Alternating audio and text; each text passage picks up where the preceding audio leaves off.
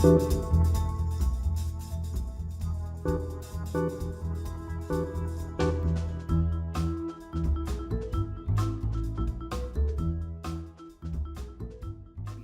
came down to Manila when she was 16 years old without a single penny, and she worked her way up as a waitress, as a PX sales girl. And my dad, on the other hand, came to this country when he was 19. I think he was 19. He was probably one of those boat people from Fujian. And he only speaks Chinese, doesn't speak Tagalog nor English. So when he came here, I remembered he mentioned that at the age of 20, he started learning how to speak Tagalog. Anyway, through hard work, they were able to build solid corporation. This is a company that gave you Sony in the Philippines, it gave you Aiwa, it gave you Samsung, TCL, it gave you BMW. But a lot of those companies are no longer part of our group. And maybe that is one single event changed my life. And it was in 1997 when Sony decided, wow, the company is doing well, it's time for us to get it back. So I saw my parents hurt. I saw them work so hard for 35 years for a brand that nobody even knew in this country. Actually, when it was first brought to the Philippines, was presented to one of our Filipino, I don't know if you know them, they're very prominent, they're the Elizalde group. And at that time, Elizalde didn't even want to call it Sony. So he changed the name to Eli Town. That's how the situation was when nobody really knew Sony. So for 35 years, we built Sony, we built the biggest service center network for them. And then one day, we just woke up and Sony said, we want our brand name back. But that's life. But basically, that changed my life. That single day when I saw my parents basically very hurt because of the blood, sweat, and tears probably when they were building the brand. No? And one day it was just snuffed out of them. That day I told myself I will never build another foreign brand as long as I live. And from that day onward, in 1997, I built the other cable TV in the cable TV company in the Philippines called Destiny Cable. And it was there to give the Filipino a chance. Because at that time, there was only Sky Cable and was practically monopoly. With Destiny, basically, the Filipinos were given a chance. And this lasted 17 years. But I'm here today to talk to you about MyPhone. It's a little cute story, good for students like you. One time I was like you. I was just a dreamer. We never lived in our own house until my mom was 40. We never owned our own house. We would stay in an apartment. And so I saw how difficult it was to grow up. I saw how at times we have to ration food, and my mom had to pretend that it was being done because masyadong mataba na kami, so dapat mag-diet kayo lahat. Pero actually, it was really trying to budget. With MyPhone, it was built out of, I would say, it just happened. One day I was using my Nokia phone, and my Nokia phone is that very famous phone, but I think I'm the only guy with a paper clip for an antenna for my Nokia phone. Actually, I left it in one locker room. I came back 3 hours later, it was still there. Sabi nila siguro sa telepono ng janitor ito. So nobody touched it. Finally, it conked out. When it conked out, I looked for my phone. My dad has a small factory in China. He's been bugging me, David, bring this brand to the Philippines. No, but nobody dare bring it in. Sabi ko, Dad, I might be a good marketing guy, but unfortunately, our brand in China is named Amoy. So sabi ko, pag dinala ko sa Pilipinas yan, medyo maamoy ang pangalan yan, no? So, I never thought about it. But that day when my Nokia phone broke down, I looked for that one sample phone he gave me. And nobody wanted to use it. Everybody was using Nokia. At that time, Nokia owns 80% market share in this country. And the other 20% is owned by other foreign brands. So I saw that phone. It was in a paper bag. I took it, and it was so hard to use. You know how Nokia designed the phone so consumer-friendly? And ours, when I saw it, wow, iba-iba ang key sa ibang posisyon.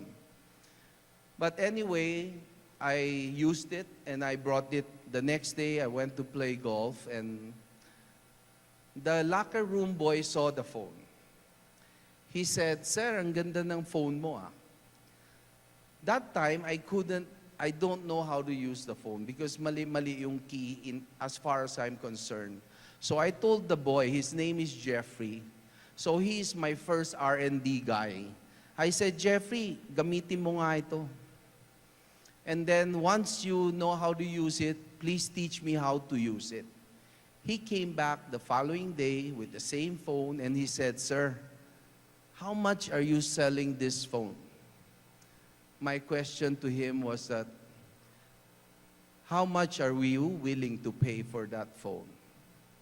And he said, "I'm willing to pay 10,000 pesos for that phone."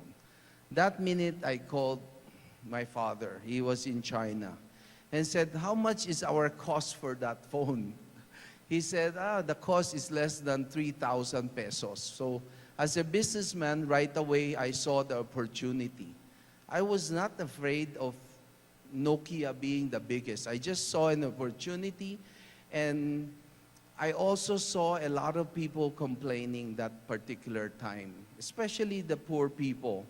When they complain, the only phones that they can own are either second-hand or stolen phone, knockout phone, and there was completely no dignity as far as Filipinos are concerned in terms of handling these expensive devices. So I decided I want to bring in the phone. So I flew to China, went to our factory. In 6 months, I was able to launch 3 phones, the first 3 phones by a Filipino. From day one, I said, this is going to be a Filipino phone. But nothing inside was Filipino, except my heart wanting to give this phone to the marginalized Filipino, to give them a little bit of dignity and saying that I am able to buy a brand new phone. It was difficult. When I launched my phone, I was probably selling less than 1,000 phones. But I kept on knocking until the phones weren't even that great, frankly. It was the first dual SIM phone.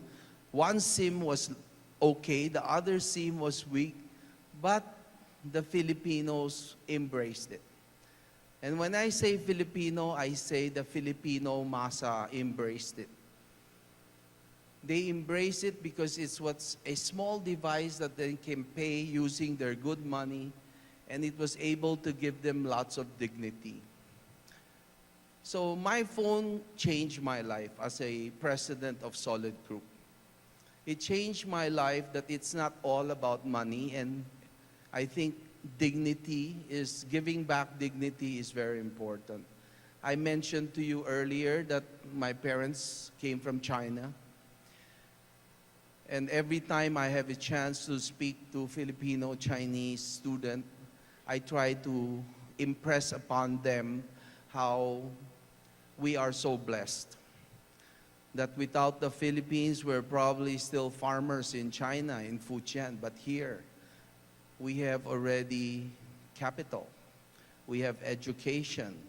And we even found God in this country. So I think this is my advocacy, basically, as a third-generation Filipino Chinese. And now really, when I go to China, they don't even consider me Chinese at all because they look at me as Filipino. And I think 100% of my heart is Filipino.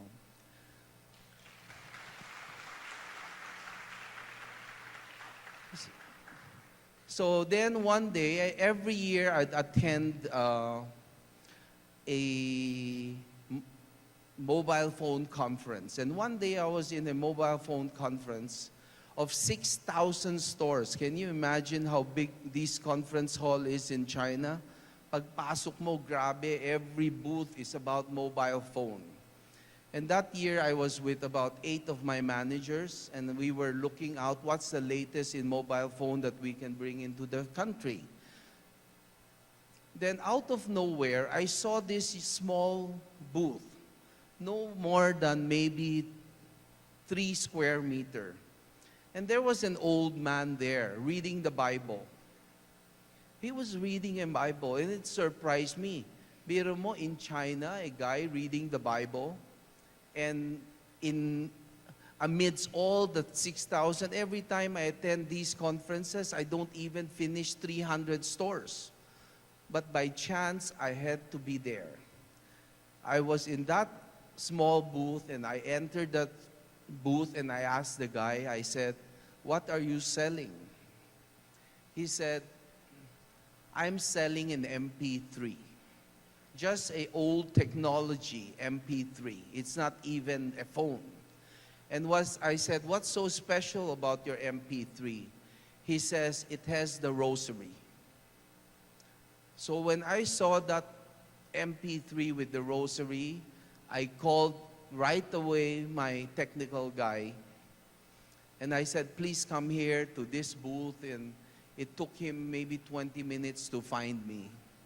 Finally, I showed, his name is Mick, the device, and said, can we put that in the phone? It was the start of the app. It was the start of the app.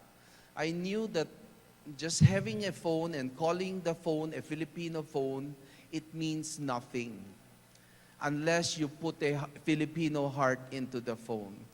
So actually, I first started putting pictures. I said, what can I do with this phone that is beautiful? So the first content I did was I grabbed some free pictures from the internet, and I started putting pictures of Boracay, picture of the beautiful beaches, Luneta. And boy, you should have seen that young team in my company. They all hated it. They said, it's such not cool to put these ugly pictures there. Nokia put all these technology wallpapers, and here we are putting Boracay, Luneta, And I said, never mind. Sometimes it's good to be the boss because you could do whatever you want, right? So they had to listen to me. Those corny things were put in the phones, and I love our corniness. For 30 years, we handled Sony. We cannot do anything with the phone. Even the color, even the font, everything, I have to follow them. Now, it's a Filipino phone. So I encourage every one of you who can develop a Filipino product, do it, because you can do whatever you want with your product. You can change tomorrow. Today it's wrong, you can change it tomorrow. It's not the end of the world to make a mistake. So anyway, that was the start. When I came home, I thought, I said, let's put in the rosary on the phone. So we called Jescom, we called St. Paul Publishing. No, none of them wanted to talk to us. Siguro sabi nila, grabe naman itong kumpanya, pati si Diyos pagkakwartahan pa, no? So anyway, that day that all the discouragement and by ignoring me, it never stopped me. I went around the office. We were only 12 people there. My accountant said, I follow the novena. Okay, you do the research for the novena. No? So we were the only phones with probably 500 prayers there. It's a prayer. We started with just the rosary. After the rosary was finished, I wanted more. Let's do a prayer for people taking an exam. Do a prayer for... And even Father Suarez heard about it and volunteered and gave us a prayer for healing. So it was just like that. It was never planned. It was not a planned strategy to go into and use the app to me, it was very simple. All we wanted to do with the phone is to create a heart, and we're saying that maybe if we pray more, our country will be much better. Nothing sophisticated, but doors keeps on opening. When finally we finished with the app, I remember we were supposed to launch it on the day that Ondoy hit. But because of Ondoy, we moved it for a month. And we called the event Ako'y Pinoy. Ako'y Pinoy. Even my ad agency said, it's suicide to say you're a Filipino phone. Suicide. Can you imagine? I have to pretend. I'm Filipino. I have to pretend now I'm an American phone or a Japanese phone or a Korean phone. No? So I said, I'm so small, I don't really care. You know, because it's not what my heart is saying. So the app, they started developing. We started developing the app further. Now this time, after we finished, by the way, we said, let's go back to the church and ask them, maybe we did something wrong. Baka mali ito, right? But I still couldn't get a meeting with St. Paul Publishing, who knows the rights for all these prayers. But then that day, I met a father from Ohio. And this guy I've been helping for the last 15 years and not knowing about it. Because of destiny, I also own a satellite link. So I have been helping them spread catechism in India, in China, for the last 15 years. And I did not even know. But that day he came to visit me and he saw the phone and he said, this is what the Pope is saying. We should use technology to spread the word. But I said, how can I spread the word? I cannot even get a meeting with St. Paul Publishing, right? Grabe, hindi talaga ako imi-meet ng St. Paul Publishing that time, right? So, Father Kevin picked up the phone and called someone in St. Paul Publishing. And we were finally able to get a meeting with St. Paul Publishing. After the meeting, we showed the phone to Sister Ria Joy. She's such a good friend, no? When she listened to it, I saw her, she had tears in her eyes. And she said only, who did this? And I was with the young team that did it. They're no older than you guys. Some of them probably younger. No?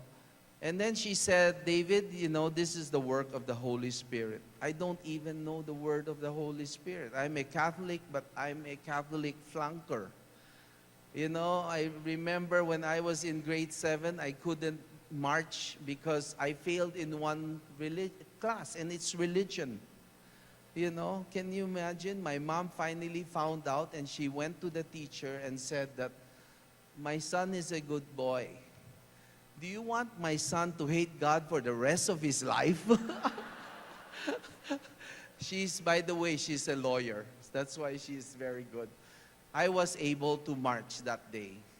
And I looked for that teacher after I gave this phone. And that teacher was just a religion teacher. Now she's a lay sister. And I gave her the phone and I said, thanks for passing me. So a lot of funny things happened with this. But maybe what is more important for you guys today is not about this story, because you will write your own stories. I said, all the stories you hear will never be yours. Stories of Steve Jobs, stories of Pinoy or whoever will never be yours. You will have to write your own story. And I don't envy all of you, because you're all educated. The minute you come out of college, boy, everything you want to do, there's probably 10,000 people doing the same thing, because everybody's educated. You have to find your uniqueness.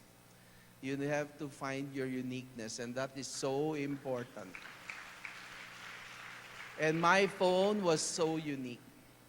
But maybe what you should understand about my phone is more than the product. I'm proud of it because of my people here. We are only about 60 people running a 5 billion company, a company that they laughed at, a company they said will never have a chance, a company they said is a novelty. Swerte na daw kami na tumagal ng isang taon. Today, we do more than 3 million phones. Next year, we'll do 5 million phones. And to me, this is something, because we're able to continue to provide phones that are affordable. I have no dream to become Samsung or to become iPhone. Actually, after 2 years of launching my phone, iPhone sued me. Sued me for saying that I'm trying to confuse the public between my phone and iPhone. They gave me 20 logos to change my logo and said, if you change it to this logo, I'm not going to sue you. I said to myself, I'm in my own country and I'm not doing anything wrong. And if he sues me, it will only make my phone even more popular, right? Last year, after 6 years of battle, we won. Without paying under-the-table money to any judges, the court came out with a decision and ruled against iPhone. And to me, that is one of the greatest victory. One of the greatest victory of a Filipino brand over brands that they think can bully us. When I came in, the first day pa lang, may lumapit na sa akin mga smuggler. Again, this was a revelation. I did not know that the whole industry, until today, is smuggled units. Shame. Shame on these people bringing phones. I was able to open up a lot of myth, so there are now 65 brands in this country. Only 4 brands pay taxes. And I'd like all of you to know my phone has paid its taxes from day one until today. We have paid more than 6 billion in taxes. And still I'm fighting the government saying, why are you not doing anything for, let's say I do 5 billion a year. There are 95 billion out there that are not paying taxes. There are 12 billion in taxes that are being stolen from you, from all of us. So this is the one thing that makes me proud of my phone. We run things with dignity. My people are all very decent. We don't go out and womanize with our dealers just to get a deal. I always said that you do not have to pimp yourself to sell a MyPhone. And this goes for all of us. Maybe before I end, I just want to give you a few tips. As I'm nearing 60 years old, but is still young in mind, no, is still full of passion in serving our country. They always ask me, David, how do you know what business to enter? And I always remember my mom telling me, David, listen to the people complain. When they complain, then there is an opportunity to serve. When they complained that the car was hard, my mom brought in Kia. At the time that it was a monopoly by just 3 Japanese companies.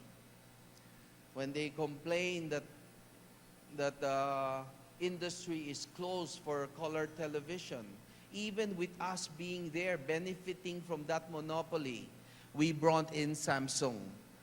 We brought in TCL. And I even heard one of the government official telling my mom that you're like a prostitute. You're sleeping with different brands. My mom merely smiled and said that I will prostitute if it is for the betterment of our country. So today you have a lot of brands and a lot of brands that are bringing down the prices that are benefiting the Filipino people, especially for technology. Before, technology was only for the rich. Now all of you has in your hands technology that can change the world.